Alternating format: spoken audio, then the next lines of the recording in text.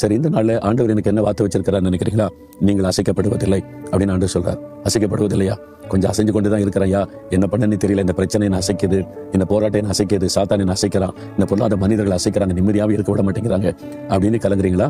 நீங்க அசைக்கப்படாம இருக்கணும் ஒண்ணு செய்யணும்.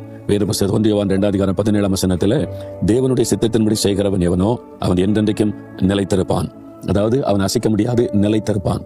யார் என்று சொன்னால் தேவனுடைய சித்தத்தின்படி செய்கிறவன். அப்போ நீங்க அசைக்கப்படாதபடி நிலைத்திருக்கணும் அப்படின்னு சொன்னா தேவ சித்தத்தின்படி செய்ய உங்களை அர்ப்பணித்துக் கொள்ளணும். நம்ம ஜெபிக்கும் போது கூட ஆண்டவர் நம்ம ஜெபத்திற்கு பதில் கொடுக்கணுமானா தேவ சித்தத்தின்படி நம்ம ஜெபித்தா அந்த ஜெபத்துக்கு உடனே பதில் தருவார். அப்ப பிதாவின் சித்தத்தின்படி, தேவ சித்தத்தின்படி வாழ்கிறவன் தான் பரலோக ராஜ்யத்தில் பிரவேசிக்க முடியும்னு இயேசு சொன்னார். அப்ப இந்த தேவ சித்தம் என்பது அவ்வளவு முக்கியமான ஒரு விஷயம். இது எப்படிங்க தெரிந்து கொள்றது அப்படின்னா, வேத புஸ்தகத்துல தேவனுடைய சித்தம், ஆண்டவருக்கு சித்தமானது என்ன நிறைய எழுதப்பட்டிருக்கிறது. அப்போ வசனத்தை வாசித்து நிறைய அறிந்து கொள்ளணும்.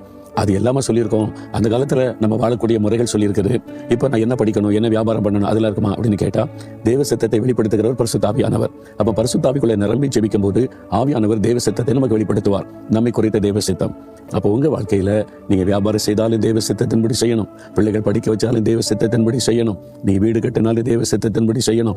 எதை செய்தாலும் தேவனிடத்தில் கேட்ட அவருடைய சித்தத்தை அறிந்து செய்யுங்க, நிலைத்திருப்பீங்க. ஒருத்தர் அசைக்க முடியாது. சரியா? எங்கோ மிஸ் பண்ணிட்டீங்கல்ல, தேவ சித்தத்தை கேட்கல, கவனிக்கல, உங்க விருப்பத்தை நிறைவேற்ற ஆரம்பிச்சனால தான் இந்த பிரச்சனை. இன்றைக்காவது ஆண்டவரிடத்துல என்ன மன்னிச்சிருங்க ஆண்டவரே, இனி உங்களுடைய சித்தத்தின்படி தான் எதை செய்வேன்னு ஒப்பு கொடுங்க. இன்னைக்கு ஒரு மாற்றம் வந்துடும்.